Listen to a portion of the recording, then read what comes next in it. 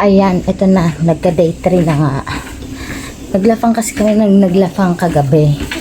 Kaya nag-hibernate ako. Hibernate? So, ang sarap matulog.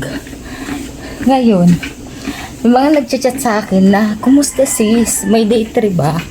Si Kuya Ross siya nagchat-chat sa akin na, kaya pa ba ng day 3 bunso? Wait lang, eto na. Eto na ang day 3. Nakatapos ko lang mag-asikaso sa anak ko. Ha?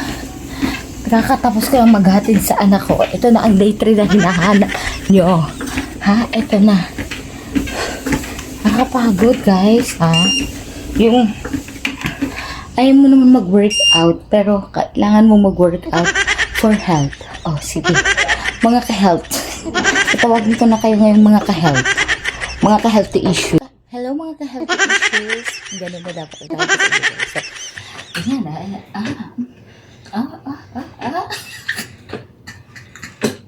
Aray ko.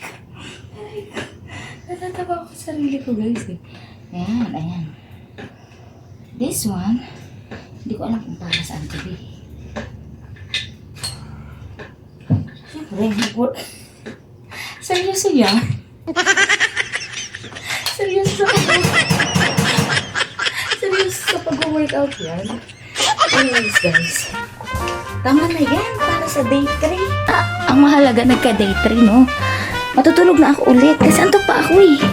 Tama na yan, okay? Tama na sa day 3, bahala kayo dyan. Day 4, ikalma mo. Pwede pahinga muna tayo ng day 4. Baka dito ako makumataw sa pag-workout eh. Ha?